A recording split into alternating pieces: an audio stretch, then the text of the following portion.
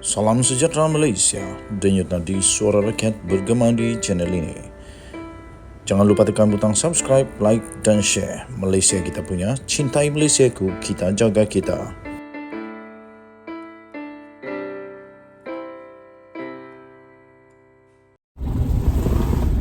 Siasatan SPRM ke atas program Jana Wibawa membongkar kemelut membabitkan saudara mara seorang ahli politik terkenal. Sepasang suami isteri dikatakan cuba memperdayakan anak ahli politik berkenaan yang mempunyai kaitan dengan mereka yang melalui ikatan perkahwinan salah seorang ahli keluarga supaya membayar sejumlah RM400,000 kepada sebagai rasuah untuk mengelak daripada ditahan oleh SPRM.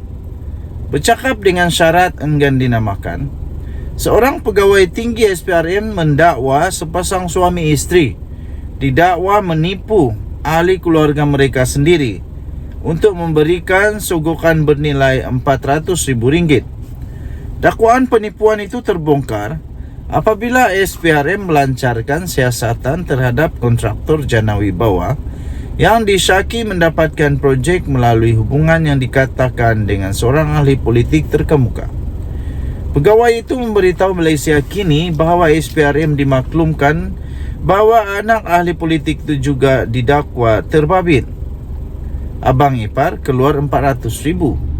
Apabila mengetahui bahawa anak lelaki ahli politik itu berada dalam siasatan Suruhanjaya itu, sumber mendakwa bahawa pasangan itu suspek 1 dan 2 merangka rancangan dengan 3 yang lain untuk meminta rasuah daripada lelaki itu dan mendakwa bahawa mereka boleh menghalang penahanannya.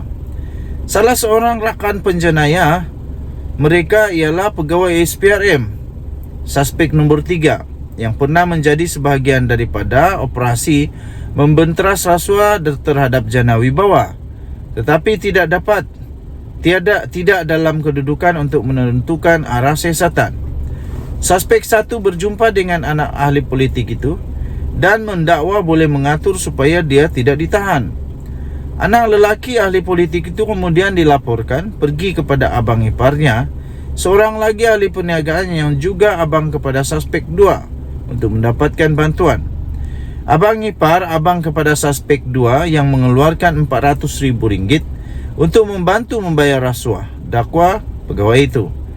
Menurutnya wang RM400,000 itu didakwa telah dibayar pada 6 Mac yang lalu. Apabila SPRM mendapat maklumat itu, sumber berkata operasi untuk menahan suspek telah dilancarkan dan sebahagian daripada wang itu ditemui apabila pasukan pencegahan rasuah itu menyerbu beberapa premis. Pada 9 Mac yang lalu, SPRM menahan 4 suspek termasuk pegawainya yang telah bersubahat dengan mereka. Suspek adalah dalang. Suspek kelima yang dipercayai oleh SPRM sebagai dalang telah berjaya mengelak daripada ditahan. Malaysia Kini difahamkan dia telah menghubungi SPRM melalui peguam, menyatakan hasratnya untuk menyerah diri. Pegawai itu mendakwa suspek telah cuba memanfaat keadaan untuk memerah wang daripada anak ahli politik itu.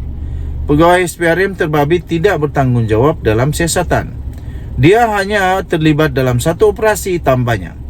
Malaysia Kini tidak menyebut nama suspek kerana mereka masih belum didakwa di mahkamah. Semalam Ketua SPRM Azam Baki mengesahkan Suruhanjaya itu menahan 4 orang termasuk seorang pegawainya sendiri kerana didakwa meminta dan mengambil rasuah berkaitan siasatan terhadap Jana Wibawa. Jana Wibawa atau Program Penjanaan Ekonomi Pemerkasaan Kontraktor Bumiputera diperkenalkan pada November 2020 semasa pentadbiran bekas Perdana Menteri Muhyiddin Yassin.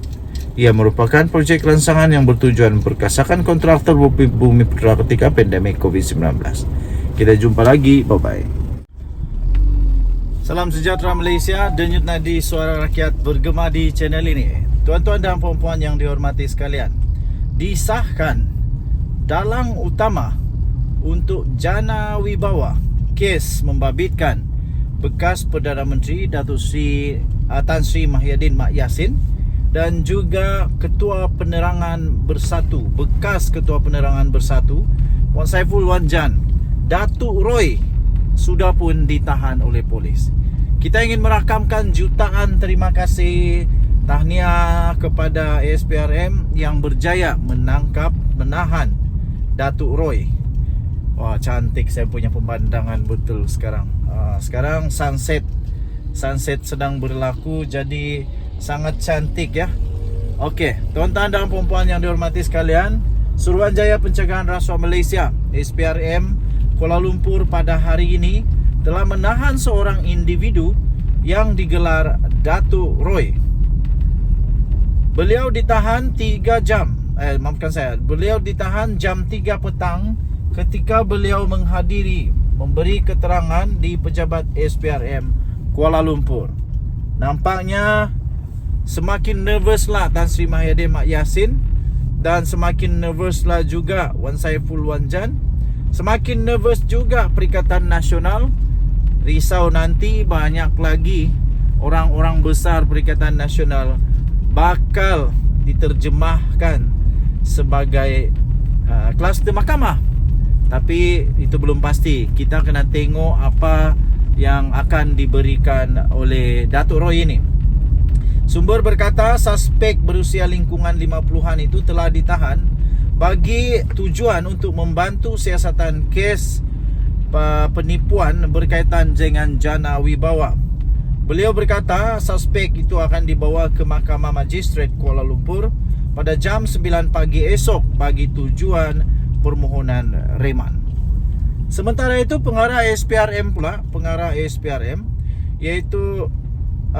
ASPRM Kuala Lumpur iaitu Razalia Abdul Rahman ketika dihubungi telah pun mengesahkan tangkapan itu, berkata kes itu disiasat mengikut Seksyen 16/A